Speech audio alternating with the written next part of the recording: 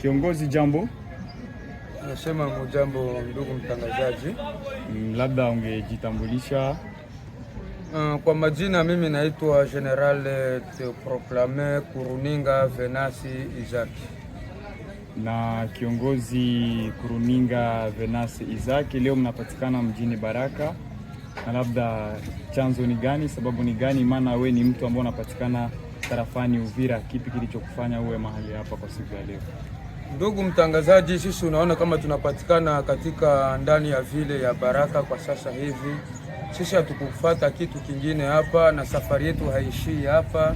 Sisi tunapanda kilima chote kisi kinavyoenda mpaka point zero directement Minembwe kule. Ile ndio itakuwa skali ya kwetu juu ya mahali ya mapambano. Na kutokana na ile, labda mumepata ile habari ya kusema kuwa usalama unakuwa haujarekebishiwa ili muweze kutoka Uvira mwelekee kule Minembwe? Sisi kama tumetoka Uvira kwani tuingie point zero Minembwe, kwani tunaona hapa kwetu Baraka, tunaona tumekuta watu wote wako salama na usalama kabisa upo. Lakini mimi tunaangalia hapa kwetu mwa plateau hali hayakuwa vizuri, kwani hatuwezi tukakae Uvira na enemia ikale pembeni ya civile yetu hapa, yani population yetu kwa jumla. Ndio maana na sisi tunatembea tuangalie kisi tutarekebisha, kuangalia kisi kufukuza adui arudie nyuma. Na Uvira kuko ba generale ba mingi, na kwa nini sana umeonekana kutoka Uvira na wengine wakawa wamebaki wewe peke yako tu, kusema kwamba ukuje Uvira na ekipe yako yote ili muweze kuelekea Minembwe?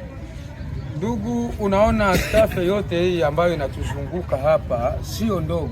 Ninajua wengine wa general wako kule, nao najua wako na nyingine mipango ya kudeploy nao mzingine eneo ambazo adui iko naendelea kumiliki.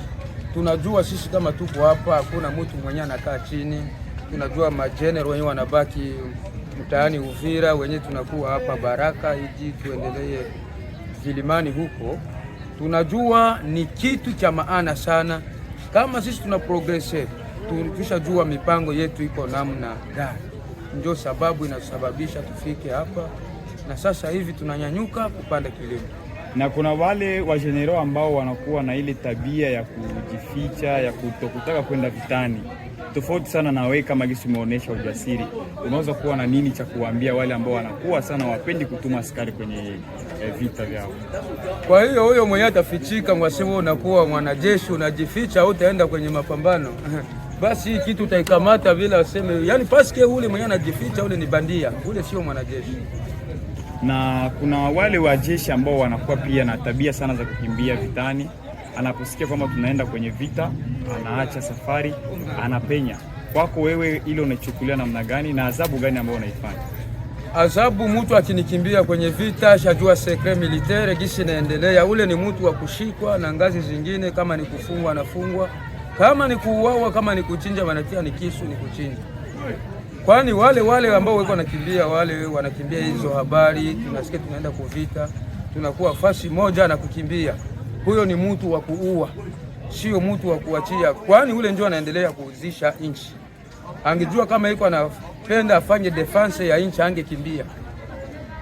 Kuna habari zinazosema kuwa M23 ama tuseme adui wa Kongo anaendelea sana kuprogresse, na avance yake inatokana na viongozi pia ambao wanakuwa wanaongoza maoperation. Eske ile unaichukua kuwa ni kweli? Na ikiwa ni kweli ima sio kweli, wewe unaweza sema nini ima ujumbe wako kwa wale viongozi ambao hawana ule moyo wa kizalendo wa kujitolea kwa ajili ya kutumikia nchi? Mimi ile habari sina hayo. Mimi najua viongozi wote wako imara. Mimi sijawahi pata hiyo habari. Ningejua kama nilishapata hiyo habari na mimi singenyanyuka kwenye niko. Lakini najua sisi wote tuko kwenye msimamo. Ningejua kama hiyo habari iko vile katukatu na mimi singesimama kwenye ile habari katukatu ni ya uongo. Je, jeshi lako liko imara kwa kuweza kupiganisha adui? Ndugu mtangazaji, naona wamoja hawa wangali hapa wanakaa, wengine wale najua wengine wangali wanasambaratika hapo, wanatafuta hatanya ni mshumaa ya kuuza. Tuko imara. Wewe kunaonekana watu wote paske tuko imara.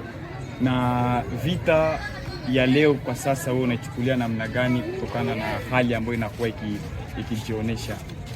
Vita ya hizi masiku gisi iko haiko vita sema ni vita ya politiki, vita iko tu tupiganisha adui tu tumuondoe nafasi zetu kwenye arudi ambao kwa nafasi alitoka. Ujumbe kwa wazalendo wote ambao wanapatikana tarafani Uvira, Fizi na Moyen Plateau wako utakuwa ni gani? Ujumbe nimewaachia wa kunisikia anisikie, na mwenye hata nisikia asikie, hiyo ni habari itamwangamiza kesho. Sisi wote ujumbe tunawaachia kuanzia Uvira hapa Baraka kwenye tuko kwa saizi, yani bazalendo wote wenye wanasirkile mwezo antite zote tifisi. Sisi wote tunyanyuke, tuprogresse, tufate adui kwenye.